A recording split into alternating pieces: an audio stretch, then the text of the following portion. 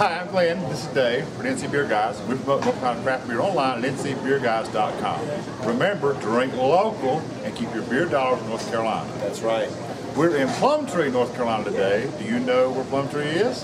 And it's also at the Toe River Lodge, and it's a blind Squirrel Brewery. Yep. And they have laid out a great flight of beer for us. So we're going to sample some beers, and we've got like 2, 4, 6, 8, 10, 12 samples. That we're not going to really address right now. We might have them. We made it off camera, but it's a little bit too much to drink on camera. And we've got fried trout po' boy coming. It's one of the highlights here, and some kind of a chicken sandwich that was a write-up of one of the 100 things you have to eat in North Carolina by, I think, maybe Our State Magazine, I'm not sure, somebody. And we've got these fried zucchinis out of the garden, fresh, and we're just living the highlight today in Plumtree. I love it. We're going to sit down later today with Will from Plumtree and take a tour of the brewery. So look for that on a future episode of NC Beer Buzz. Yep. But for now, we're all about the beer. Yep. So let's get to a couple of samples. I will tell you right off, we know the Nut Brown. We've had the Nut Brown before. If you follow us around, you've seen us drink the Nut Brown out of Blind Squirrel before. Oh. So this is a known quantity to us. Yep. Very smooth. This is a great beer. Actually, I will say this is, we drank it out of a growler, I believe. No. Did we have a bottle? We had the bombers. This is a little more impressive to me. I expect it's a little fresher than what we had originally, maybe. I don't know. Look who's coming. There's the man who's We're here talking junk. There's the man. Guys, I've got some food for you here. That's We've already great. started on these zucchinis out of the garden, but this is trout po' boy with some remoulade sauce, lettuce, tomato, onion, and that's beer battered in our Nut Brown. And then this was the wrap that Our State had such good things to say a couple of years ago.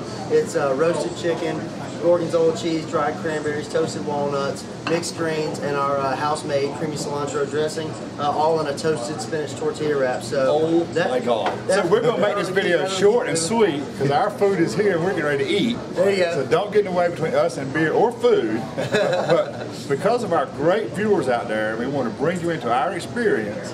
We wanted to show you the great beer we get at Blind Squirrel. And so we're going to talk a little more about, so this was the Nut Brown, which we've had before. It's a wonderful beer, one of their flagship standards, the Nut Brown. Try that. Oh yeah. Awesome. Guys, enjoy. Thanks. What can I tell you about any of the beers? Anything What would you like to say? Anything special? Yeah, while we got you on camera. Well, I mean, I think something that is, right now we've got the Scotch Ale, which is our wee heavy. It's 8.5%. It's a really nice malt forward beer with a beautiful hop presence from the Thuggle hop, so it's got that nice spicy, noble, quality to it on the hops. Okay. But some exciting things that are going to be happening with that beer soon is going to be the addition of some oak spirals from Defiant. So the guys right down in Bostic at Blue Ridge Distilling are going to be supplying us with some of those for that beer. A chocolate blackberry imperial stout that we just started. It's in fermentation now. I'll drink the wort. Yeah, there you go. I know. I started to pull a sample the other day, and it was still just going crazy. So it was just yeasty, and I was like, I think I can almost taste beer through the yeast. But, that's very cool. Yeah, I know. It's going to be one of those beers that we're going to have to be patient with, and I'd say by the beginning of December, we'll roll that out. And one of my go-to styles, of course, is the triple, and they happen to have a Belgian triple here, so I've not tried that before. What do you think about a triple? I love it. I mean, this is this particular batch that's on tap right now is a little bit young still. I would love to have given it another week to sit back in the bag, but people were screaming at me. I said it's not quite ready. They said put it on anyways. We want it right now, and so it's got a sharpness that will mellow out here in another week or two. But I put that beer on this morning actually because people. He knew we were coming. Well, I had it off tap for 2 weeks because I hadn't been able to keep it. Right. It's been so popular that it's just been flying out the door. Okay. But yeah, other than that, guys, there's a. And the Ghost? Oh yeah, the Ghost. The Ghost is a new style for us. We just started brewing.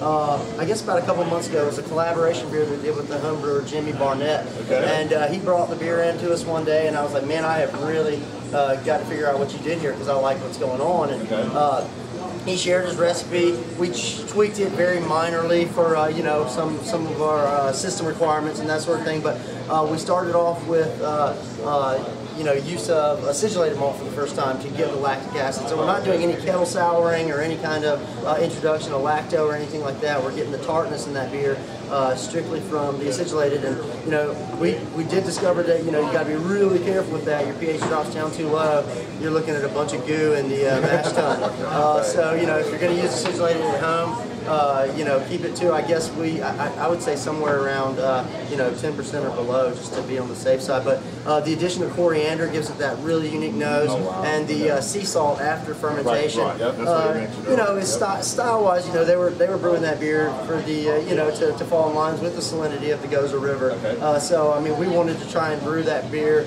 as traditionally as possible, and we did.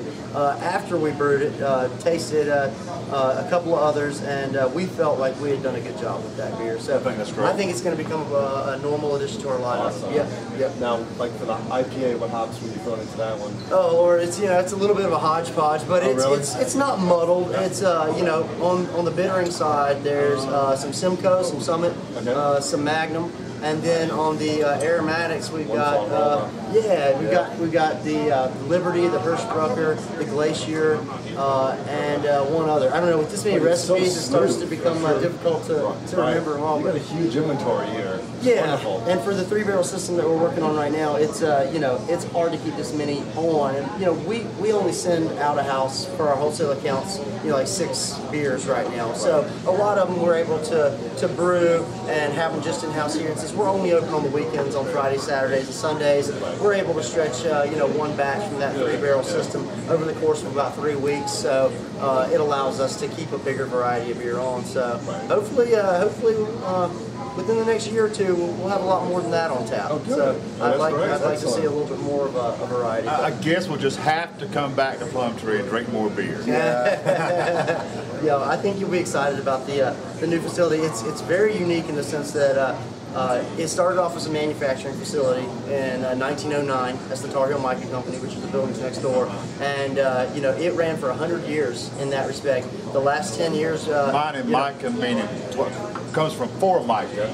Eventually, it's what makes for mica. Right? Mica, the mineral mica. Yeah, they would mine it in the area, and then they would process it in this plant into sheets and different parts that were then, NASA uses mica still on the belly of the space shuttle for reentry, all sorts of stuff like that. But I don't want to hold y'all up any longer. There's some And great he's beer talking to drink. between us and our sandwich. Yeah, I know. He gave his speech at the beginning, and now he's giving me the evil eye. I can see it. Yeah, exactly. So You can see more of Will later in our NC Beer Buzz episode. He's going to walk us through the heart of the matter later. Yep. Email. Until next time, if you get a chance to try some Blind Squirrel beer, pick it up wherever you find your craft beer. But make your way to Plumtree. Cheers. Give these guys a beer. They're here at the Toe River Lodge and the Blind Squirrel Brewing. Until next time, this is the NC Beer guys from Plumtree and Blind Squirrel Brewery saying, drink local and keep your beer dollars in North Carolina. Cheers.